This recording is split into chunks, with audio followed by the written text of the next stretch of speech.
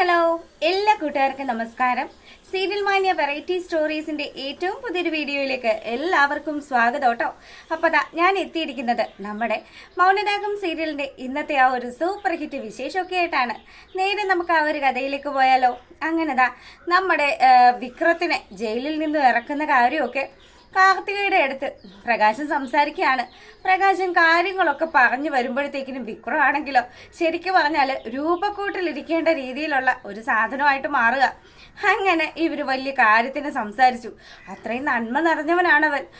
മോൾക്ക് അറിയില്ല, എൻ്റെ മകനെ ചതിച്ച് ജയിലിലാക്കിയതാണ് എന്നുള്ള കാര്യമൊക്കെ ഇങ്ങനെ കാർത്തികയെ ധരിപ്പിക്കാൻ വേണ്ടിയിട്ട് പ്രകാശൻ ഇല്ലാ കഥകളൊക്കെ ഇങ്ങനെ മെരഞ്ഞു വെക്കുമ്പോഴത്തേക്കിനും കാർത്തികയാണെങ്കിലോ എടോ തൻ്റെ മകൻ ആരാണെന്നും താൻ ആരാണെന്നും ഒക്കെ വളരെ വ്യക്തമായിട്ട് മനസ്സിലാക്കിയിട്ട് തന്നെയാണ് ഞാനിവിടെ വന്നിരിക്കുന്നത്. എന്തായാലും തൻ്റെ കാര്യത്തിന് ഞാനൊരു തീരുമാനമാക്കുമെന്നുള്ള രീതിയിൽ ഇങ്ങനെ ആലോചിക്കുക. അച്ഛൻ ഒരു കാരണം വെച്ചാലും വിഷമിക്കണ്ട കേട്ടോ. ദേ അച്ഛ, നമുക്ക് ഇപ്പം തന്നെ വിക്രത്തെ പോയി കാണണം. ഞാനും ആ ചെറുപ്പക്കാരനെ കണ്ടിട്ടില്ലല്ലോ.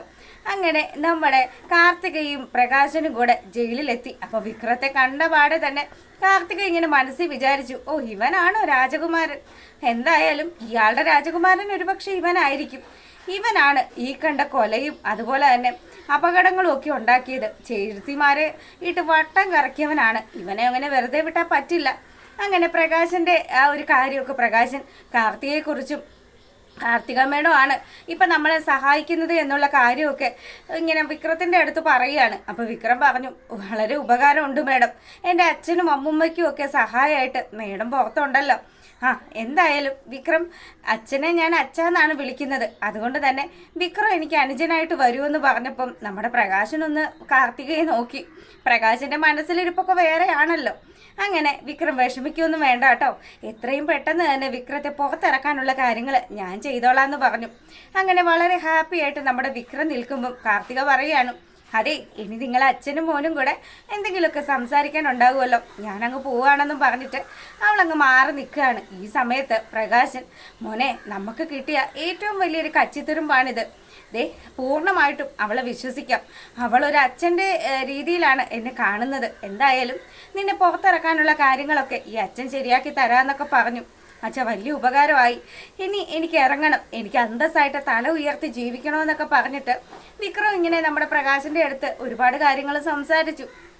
അങ്ങനെ ഇവിടെ നിന്നും പ്രകാശനും അതുപോലെ തന്നെ കാർത്തികയും കൂടെ പോകാമെന്ന ആ ഒരു നേരം കാർത്തിക പറഞ്ഞു, അച്ഛ ഒരു കാരണവശാലും അച്ഛൻ വിഷമിക്കേണ്ട കേട്ടോ. ദേ അവന് വേണ്ടിയിട്ട് മുന്തി ഒരു വക്കീലിനെ തന്നെ ഞാൻ ഏർപ്പാടാക്കിയിട്ടുണ്ട്. അയാൾ വിചാരിച്ചാൽ നിഷ്പ്രയാസമായിട്ട് ഇവനെ പുറത്തിറക്കാനൊക്കെ കഴിയുമെന്ന് പറഞ്ഞിട്ട് കാർത്തിക, അല്ല ഞാനൊരു പ്രോപ്പർട്ടി നോക്കുന്ന കാര്യം പറഞ്ഞല്ലോ, എത്ര നാളാണ് ഇങ്ങനെ വാടക വീട്ടിൽ താമസിക്കുന്നത്. എനിക്ക് സ്വന്തമായിട്ട് ഈ സ്ഥലത്ത് ഒരു വീട് വേണം. അതുകൊണ്ട് ഞാനൊരു കൺസ്ട്രക്ഷൻ കമ്പനിക്കാരെ കാണാൻ പോവാന്ന് പറഞ്ഞു. അല്ല മോളെ, കൺസ്ട്രക്ഷൻ കമ്പനിക്കാരോ? അപ്പം ഈ പുള്ളിക്കാരൻ ആലോചിക്കുകയാണ്, ഇനി കിരണിൻ്റെയും കല്യാണിയുടെയും കൺസ്ട്രക്ഷൻ കമ്പനിയിൽ എങ്ങാനും ഇവള് ചെന്ന് പെട്ട് കഴിഞ്ഞാലോ എന്ന്. പക്ഷേ അയാൾ പറയുന്നതൊന്നും കേൾക്കാതെ നമ്മുടെ കാർത്തികയാണെങ്കിലോ, ഞാനൊരു കൂട്ടരെ നിശ്ചയിച്ച് വെച്ചിട്ടുണ്ട്, അപ്പം അവരുടെ അടുത്തേക്ക് ഞാൻ പോവുകയാണ് എന്നൊക്കെ പറഞ്ഞിട്ട് ഇവളാണെങ്കിൽ വഴിയിൽ ഇറക്കി വിടാൻ പറഞ്ഞു. അങ്ങനെ അതനുസരിച്ച് പ്രകാശൻ ഇവളെ ഇറക്കി വിടുകയാണ്. പിന്നിലാണെങ്കിലോ കിരണിൻ്റെയും കല്യാണിയുടെയും വീട്ടിലേക്ക് കയറി പോകുന്ന കാർത്തികയെ നോക്കി നിൽക്കുകയാണ് നമ്മുടെ മനു. അപ്പം മനു ആണെങ്കിൽ അമ്പട ബാക്കൊക്കെ കണ്ടിട്ട് കൊള്ളാമല്ലോ, അപ്പം ഫ്രണ്ട് സൂപ്പറായിരിക്കും എന്നുള്ള രീതിയിൽ ഇങ്ങനെ അവിടെ നിന്നിട്ട് ഇങ്ങനെ വായി നോക്കിക്കൊണ്ട് നിൽക്കുമ്പം ബഗാസുരൻ അടുത്ത് വന്നു. എന്താടാ ദേ നീ ഏത് വീട്ടിലേക്കാണ് നോക്കി നിൽക്കുന്നതെന്ന് നിനക്കറിയാമോ? കിരണിൻ്റെയും കല്യാണിയുടെയും വീടാ. അവരെങ്ങാനും ഇത് അറിഞ്ഞു കഴിഞ്ഞാൽ നിന്റെ മോന്തയുടെ ഷേപ്പ് മാറും. നിനക്ക് ആകെ പേടിയുള്ളത് അവരെയല്ലേ എന്ന് പറയാണ്. അതൊക്കെ എന്തെങ്കിലും ആയിക്കോട്ടെ, എന്തായാലും ആ കുട്ടിയെ എനിക്കങ്ങ് ഇഷ്ടപ്പെട്ടു. എടാ സത്യം പറയും, ഇനി നിന്റെ അടുത്ത ഇര അവളാണോ എന്ന് ചോദിക്കുകയാണ്. അതൊക്കെ എപ്പോഴേ ഇരയിലെ കൊളുത്തി ഇട്ടിരിക്കുകയാണ്. ദേ നിങ്ങൾക്ക് അറിയാൻ പാടില്ല, അടുത്ത മാസം എൻ്റെ വിവാഹമാണ്. എടാ നിനക്ക് എങ്ങനെയാണ് എൻ്റെ മോളെ ചതിക്കാൻ പറ്റുന്നതെന്ന് ബഗാസുരൻ ചോദിക്കുമ്പം, എടാ താൻ വലിയ നല്ല കാര്യമൊന്നും പറയൊന്നും വേണ്ട. തൻ്റെ നല്ല പ്രായത്തിൽ താൻ തൻ്റെ ഭാര്യയും മകളെയൊക്കെ ചതിച്ചതല്ലേ, താനാണോ ഇപ്പം വലിയ വർത്തമാനം പറയുന്നത്? ഒന്നുമില്ലേലും തൻ്റെ ഭാര്യ സത്യങ്ങളൊക്കെ അറിഞ്ഞ ലക്ഷണമാണ് ഞാൻ കാണുന്നത്.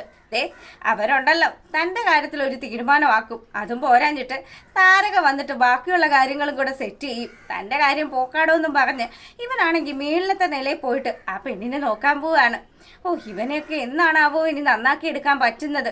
എന്തായാലും എൻ്റെ മോളുടെ ജീവിതം നായ നക്കിയെന്നും പറഞ്ഞിട്ട് പുള്ളിക്കാരൻ ഇങ്ങനെ ആലോചിച്ച് നിൽക്കുകയാണ്. ഈ സമയമാണെങ്കിൽ കാർത്തിക വന്ന് കല്യാണിയുടെ വീട്ടിൽ ബെല്ലടിച്ചു. അപ്പം കല്യാണിയാണ് തുറന്നത്. ആ മാഡം വരൂ മേഡം എന്നൊക്കെ പറഞ്ഞിട്ട് കാർത്തിക വളരെ കാര്യമായിട്ട് ഇവള് സ്വീകരിക്കുകയാണ്. ഈ സമയത്താണെങ്കിലോ ഞാനേ വരുമെന്ന് പറഞ്ഞത് കാരണം വലിയ കാര്യമായിട്ട് എന്തൊക്കെയോ പരിപാടിയൊക്കെ നടത്തുന്നുണ്ടല്ലോ, അല്ലെ എന്താണ് എന്നൊക്കെ ചോദിക്കുകയാണ് നമ്മുടെ കാർത്തിക. അപ്പൊ കാർത്തികയോട് പറഞ്ഞു, ദേ എൻ്റെ അമ്മ മാഡത്തിന് വേണ്ടിയിട്ട് ഗംഭീരമായിട്ടുള്ളൊരു ഫുഡ് അറേഞ്ച് ചെയ്തിട്ടുണ്ട്. അതൊക്കെ എനിക്ക് ഇവിടെ വന്ന് കയറിയപ്പോൾ തന്നെ മനസ്സിലായി. അല്ല നിങ്ങൾ എന്നെ ഇങ്ങനെ മാഡം എന്നൊക്കെ വിളിക്കുന്നത്? ദേ കല്യാണി മോളോട് ഞാൻ പറഞ്ഞിട്ടില്ലേ എന്നെ ചേച്ചിയെന്ന് വിളിച്ചാൽ മതിയെന്ന്. പിന്നെ കിരൺ ആണെങ്കിൽ കിരൺ എന്നെ മാഡം ഒന്നൊന്നും വിളിക്കേണ്ട കിരൺ എന്നെ പേര് വിളിച്ചാൽ മതിയെന്നൊക്കെ ഇവളിങ്ങനെ പറയുകയാണ്. അങ്ങനെ വളരെ കാര്യമായിട്ട് അല്ല അമ്മ എവിടെയെന്ന് ചോദിക്കുമ്പോൾ അമ്മ കിച്ചണില, ഞാനിപ്പോൾ വിളിക്കാമെന്നും പറഞ്ഞ് കല്യാണി അമ്മയെ വിളിച്ചു. ദീപയെ കണ്ട പാടെ തന്നെ ഇതാണല്ലേ എൻ്റെ രണ്ടാനമ്മ, എനിക്ക് ഒരുപാട് ഇഷ്ടപ്പെട്ടു എന്നുള്ള രീതിയിലൊക്കെ നമ്മുടെ കാർത്തിക ഇങ്ങനെ മനസ്സിലാലോചിക്കുക. അങ്ങനെ കല്യാണിയും കാർത്തികയും നേരത്തെ നമ്മുടെ കാദംബരിയും കൂടെ വന്നു ചേർന്നു. അപ്പം ഇവരൊക്കെ വളരെയധികം ഹാപ്പി ആയിട്ട് അവിടെ ഇരുന്ന് ലഞ്ച് കഴിക്കുകയാണ്. അങ്ങനെ ദേ എനിക്ക് എത്ര പൈസ ആയാലും പ്രശ്നമൊന്നുമില്ല, ഞാൻ അതൊക്കെ പേ ചെയ്യാൻ തയ്യാറുമാണ്. എനിക്ക് നല്ല രീതിയിലുള്ളൊരു വീട് ഉണ്ടാക്കി തരണം. അത് ചേച്ചി പ്രത്യേകം ഞങ്ങളോട് പറയണം. ഞങ്ങൾ വേണ്ടുന്ന രീതിയിൽ തന്നെ ഞങ്ങളുടെ ലാഭമൊക്കെ കുറച്ച് ചേച്ചിക്ക് നല്ല രീതിയിൽ തന്നെ ചെയ്തു തരുമെന്നൊക്കെ പറഞ്ഞു. അങ്ങനെ ഇവർ സംസാരിച്ച് അവിടെ നിന്നും മടങ്ങുകയാണ്. ഈ സമയത്താണെങ്കിലും നമ്മുടെ കാർത്തിക വീട്ടിലെത്തിയത് കാണിച്ചു. കാർത്തിക എത്തിയതും പ്രകാശിന്റെ അമ്മയാണെങ്കിൽ മോളെ ദേ ചായ കൊണ്ടുവന്നതാ. പിന്നെ മോളെ എങ്ങനെയുണ്ട് എൻ്റെ മോനെ പോയിട്ട് ജയിലിൽ പോയി കണ്ടിട്ട്? അവനെങ്ങാനും അടുത്ത കാലത്തെങ്ങാനും പുറത്തിറങ്ങുമോ എന്ന് ചോദിക്കുമ്പോൾ അമ്മമ്മ വിഷമിക്കൊന്നും വേണ്ട കേട്ടോ, അമ്മമ്മയുടെ കൊച്ചുമോനെ പുറത്തിറക്കാനുള്ള കാര്യങ്ങൾ ഞാൻ ചെയ്തു വെച്ചിട്ടുണ്ട്, അമ്മമ്മ പേടിക്കൊന്നും വേണ്ടാന്നും പറഞ്ഞ് ഇവള് നമ്മുടെ മൂങ്ങാ മുത്തശ്ശിയെ ആശ്വസിപ്പിക്കുകയാണ്. അപ്പം മൂങ്ങയാണെങ്കിൽ അടുത്ത നടപടി എടുക്കുക. മോളെ അവന് നല്ലൊരു ജോലി കൊടുക്കണം, ജോലി മാത്രമല്ല നല്ലൊരു ശമ്പളം ഉണ്ടാവണം. അതുമല്ല മോളെ അവനൊരു കാറും ഒക്കെ മോള് വാങ്ങിക്കൊടുക്കണം.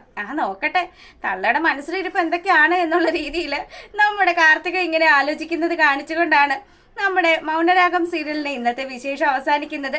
അവൾക്ക് അവളുടേതായിട്ടുള്ള വ്യക്തമായിട്ടുള്ള പ്ലാനുകളും നടപടിയും ഒക്കെ ഉണ്ട്. എന്തായാലും പ്രകാശൻ എന്ന് പറയുന്ന അച്ഛനെ ഒരു പരുവാക്കാതെ ഈ കാർത്തിക മോൾ ഈ നാട്ടിൽ നിന്ന് പോവില്ല. അത്തരത്തിലുള്ള ഒരു സൂപ്പർ ഹിറ്റ് വിശേഷമാണ്. നിങ്ങൾക്ക് ഇഷ്ടപ്പെട്ട് കഴിഞ്ഞാൽ സബ്സ്ക്രൈബ് ചെയ്യാനും ലൈക്ക് ചെയ്യാനും കമൻറ്റ് ചെയ്യാനും ഒന്നും മറക്കരുത് കേട്ടോ. എല്ലാവർക്കും നല്ലൊരു ദിവസമൊക്കെ ആശംസിച്ചുകൊണ്ട് വീഡിയോ വൈൻഡപ്പ് ചെയ്യാണ്. അപ്പോൾ ഓക്കെ, താങ്ക്